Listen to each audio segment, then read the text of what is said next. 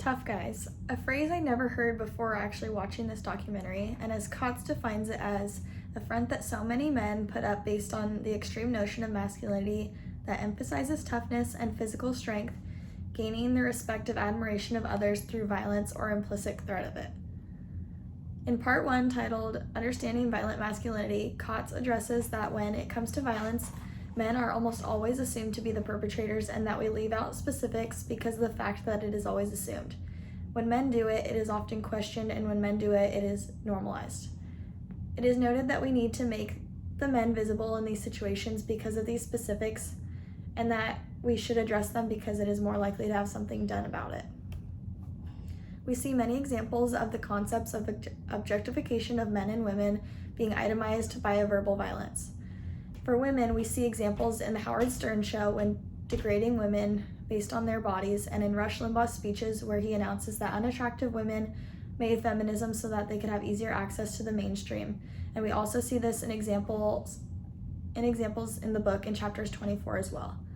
We see this a lot of times in movies when they use women for sexual arousement that immediately turns to violent, and examples of rape and sexual assault to make it seem like it's the most manly thing to do. For men, we see this in the beginning of the documentary when they interviewed young men and asked them what they described to be real men. Most answered tough, strong, rugged, handsome, independent, respected, athletic, and powerful. And if you were not those things, you were often talked and looked down upon. Men are afraid to try out any other style of manlyhood because they fear that they may be victimized and violent or victims of the next violence and abuse. Realization of our socialization, meaning the habits and norms that we are born into, show in these examples in the documentary as well. They show up in the media and movies that we often see men being told to suck it up or man up so that they aren't seen as vulnerable or weak. We also hear about how men don't want to talk about it and that they feel that they are weak by addressing and working through their feelings. To back that up, they show us empirical stats of women in therapy and ask, is it because women have more problems, or is it just because men won't go in the first place? Towards the end of the documentary, they address that vulnerability, compassion, and caring are also part of what it takes to be a real man. Our socialization often makes men feel like they can't break out of this and that they want to keep the tough guys stigma going. We see an example of Mark McGuire being vulnerable in an interview and addressing that being in therapy has tremendously helped his growth and as the person he is today.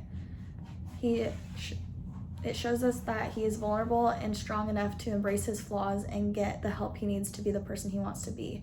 This example really resonated with me because I have firsthand seen how therapy benefits a person, and more specifically, I have seen my dad, who is the most important man in my life, become a better father, husband, and friend because of it.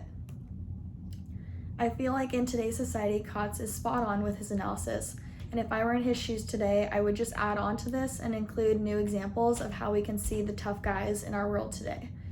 I do truly believe that over the last decade, we have seen a major shift and that there are a lot more courageous and inclusive men out there, and that we need to highlight them more in the media. Kotz notes in the end that we need to remember that it is a lot harder to put on the tough guy's mask than it is to be courageous and break out of these destructive patterns. In times of violence, we should look more towards peace and reconciliation to stand up for what is right, and that it's not the most popular choice in the moment, but we should still do it for our society.